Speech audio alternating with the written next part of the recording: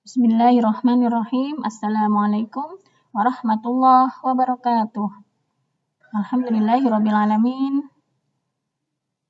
Teman-teman sekalian, untuk pertemuan kita pada hari ini kita akan membahas aspek di dalam TKP, yaitu kreativitas dan inovasi. Aparatur sipil negara dalam tatanan kehidupan bernegara merupakan abdi negara dan sekaligus abdi masyarakat. Dengan demikian, sebagai calon abdi negara, kita harus bisa melayani masyarakat dalam upaya mencapai tujuan negara. Dan salah satu fungsi ASN adalah memberikan pelayanan yang optimal kepada masyarakat atau warga negaranya. Karena itu, sudah seharusnya kita memiliki kreativitas dan inovasi dalam bekerja,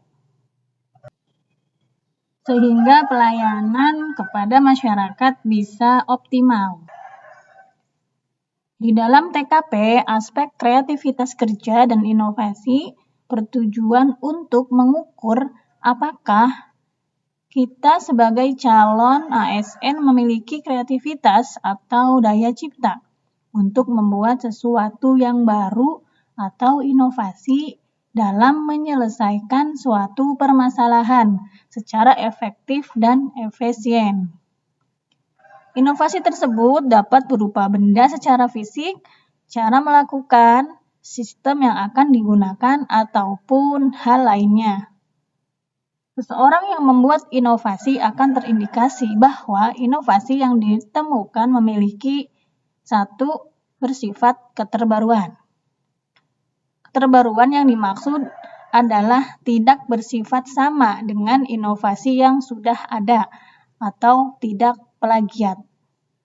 Artinya, inovasi yang kita miliki itu sifatnya itu terbaru dari apa yang kita berikan atau kita temukan dalam menyelesaikan suatu permasalahan.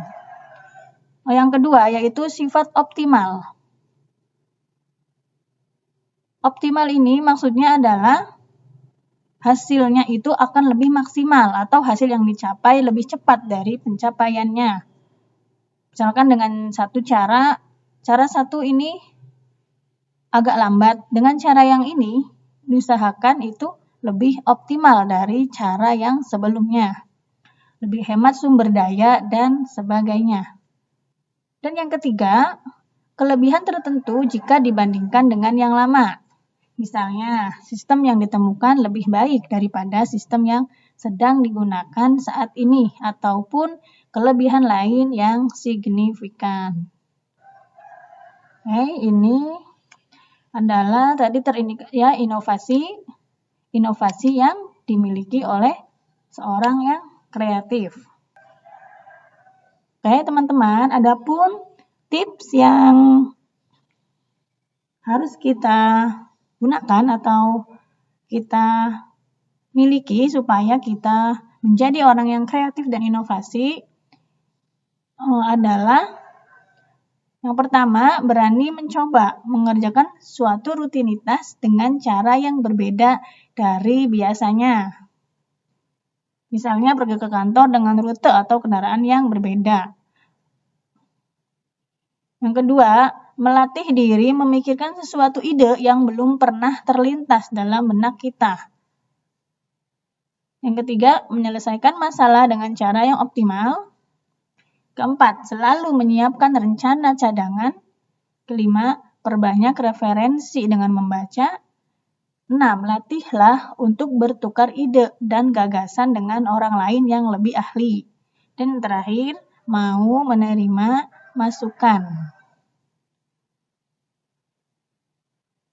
Jika kita ingin menjadi orang yang kreatif dan inovatif, tentunya kita harus berani.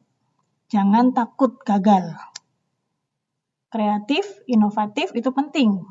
untuk perkembangan atau peningkatan kinerja kita. Melatih diri memikirkan sesuatu ide yang belum pernah terlintas. Apa ya? Apa yang harus kita lakukan? Apa ya dengan cara ini apakah harus berhasil apa tidak?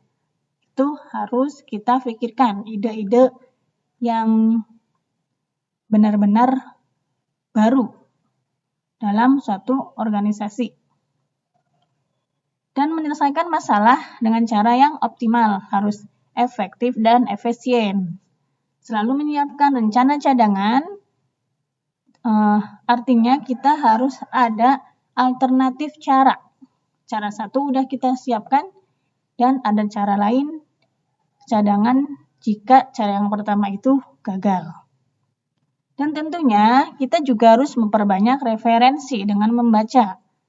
Karena dengan membaca kita akan menambah pengalaman bagaimana cara menyelesaikan suatu permasalahan dan jangan sungkan untuk bertukar ide dan gagasan dengan orang yang lebih ahli.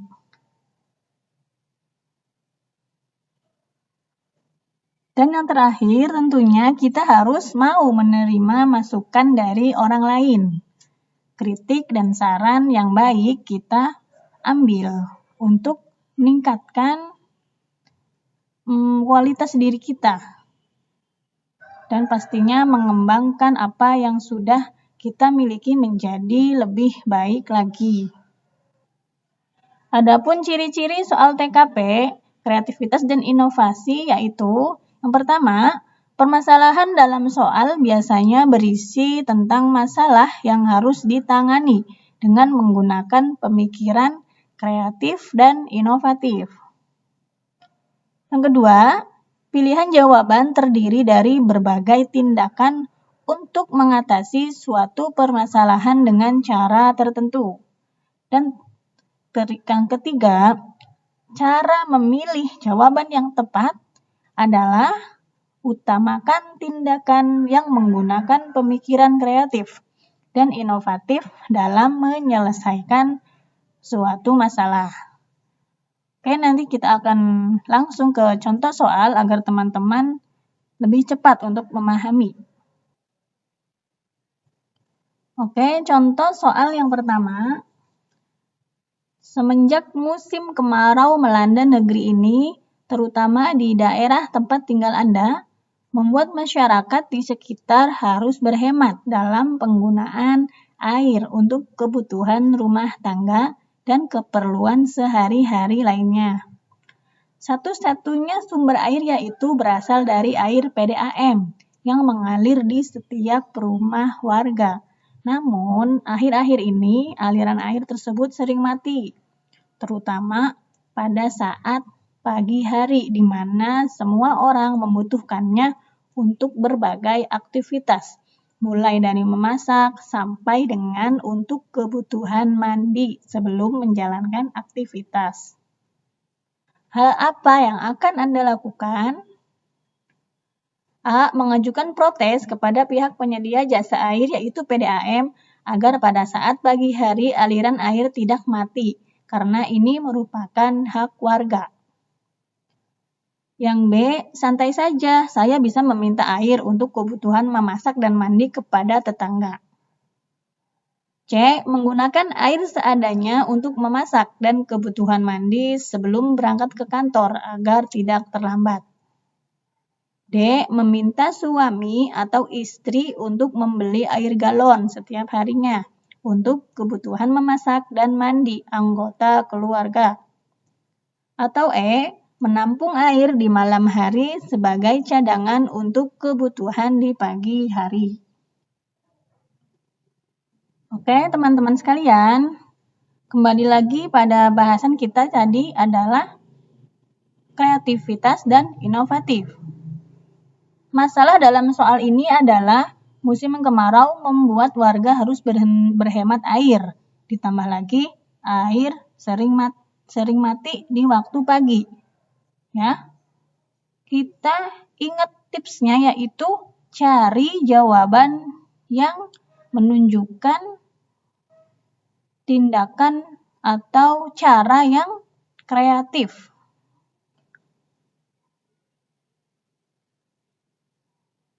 Coba teman-teman pahami setiap opsinya. Dari A sampai E kira-kira mana yang paling tepat, mana opsi yang menunjukkan cara yang kreatif atau cara yang beda dari yang lain.